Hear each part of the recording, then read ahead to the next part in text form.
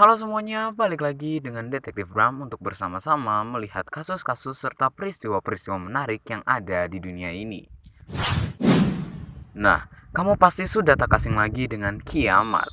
Menurut agama, pada umumnya kiamat adalah akhir dari kehidupan di bumi.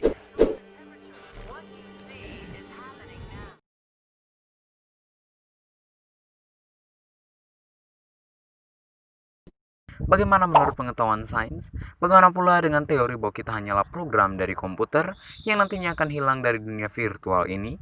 Maka dari itu, hari ini detektif akan membahas tentang teori-teori kiamat menurut ilmu sains. Kehancuran yang cerdas. Nah, teori ini ditemukan saat bom Nagasaki dan Hiroshima terjadi. Sebelum kejadian ini, orang-orang tidak tahu bahwa satu bom bisa menghancurkan seluruh kota. Semuanya berubah saat kejadian ini terjadi dan terbentuklah teori kehancuran yang cerdas. Teori ini berisikan bahwasannya suatu hari nanti akan ada seseorang yang menemukan sesuatu yang akan menghancurkan alam semesta ini. Orang dimaksud pun bisa siapa saja, karena kita bukanlah satu-satunya di alam semesta ini. Berbicara tentang makhluk lain di alam semesta, kamu bisa menonton tentang paradoks-paradoks yang bakal buat kepala kamu kebingungan. Nah, salah satunya adalah paradoks tentang makhluk di luar bumi.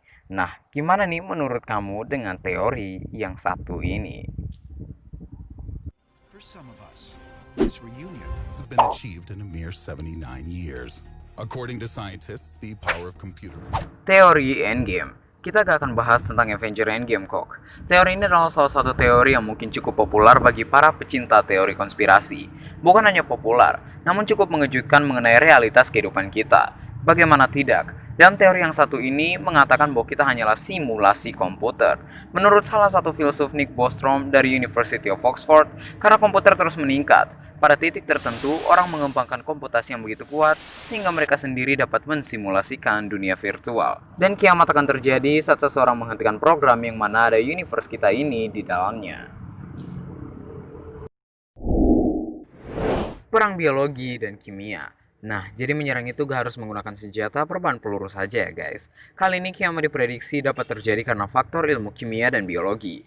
Kemajuan teknologi dalam rekayasa genetika dan biologi sintetis memudahkan cendekiawan untuk mengubah mikroorganisme menjadi sesuatu yang berpotensi sangat berbahaya. Nah, jika benar perang ini akan terjadi dan adanya kesalahan atau kebocoran laboratorium atau bahkan pelepasan mikroorganisme secara tak terkontrol, maka akan ada pandemi besar yang terjadi yang memusnahkan seluruh makhluk di muka bumi ini. Saat itulah kiamat terjadi.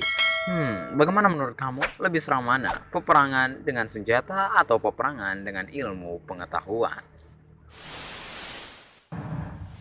Letusan supervolkanik. Erupsi supervolkanik diyakini dapat menghancurkan 400 km kubik materi. Namun para ahli volcano percaya bahwa letusan semacam ini hanya terjadi 17.000 tahun sekali. Jika gunung supervolcano seperti gunung Yellowstone di Amerika Serikat meledak, maka seluruh makhluk hidup di muka bumi ini dapat terancam terbunuh dan infrastruktur terhadap pertanian pun akan rusak guys. Seram banget dengan teori yang satu ini ya.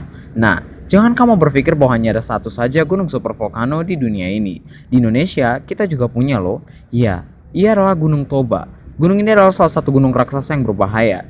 Jika ia meledak, letusannya dapat menyebabkan kematian massal. Dan menurut bukti DNA, letusan ini pernah terjadi dan menyusutkan jumlah manusia hingga 60%. Bahaya banget deh pokoknya. Itulah tadi 5 teori kiamat menurut ilmu sains. Bagaimana menurut kamu? Tulis tanggapan kamu di kolom komentar. Jangan lupa pula untuk tekan tombol subscribe ya guys. Mari kita bangun channel ini agar semakin baik. Sampai jumpa di video berikutnya.